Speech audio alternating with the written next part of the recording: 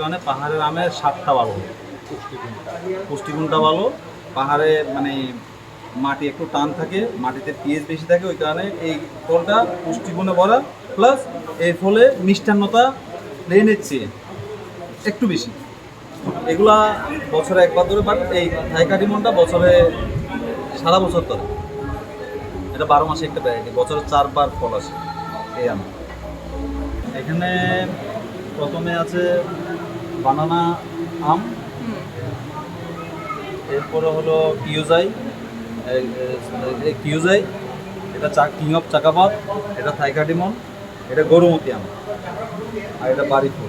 তো আমাদের অনেকগুলো ভ্যারাইটি আমরা সেল করে দিচ্ছি, বাগান থেকে আউট হয়ে গেছে, কারণ আম তো ম্যাচিউর হওয়ার পরে গাছে রাখা যায় না। আর হিলে, বিশেষত হিলে কিন্তু প্লেন থেকে 15 দিন আগে আম পাকা শুরু হয়।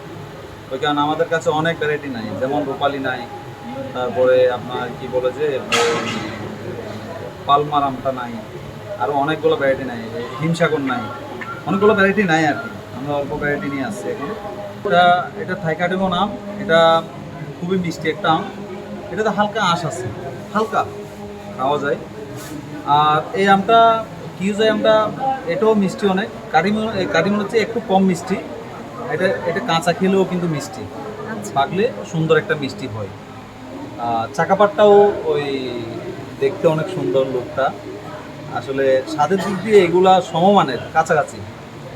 আর বানানা ম্যাঙ্গোটা অনেক মিষ্টি একটা আম, এবং পাকলে একটা মিষ্টি একটা মানে সুবাস বের হয়, মিষ্টি একটা সুবাস বের হয়, ফ্লেভারটা অনেক ভালো।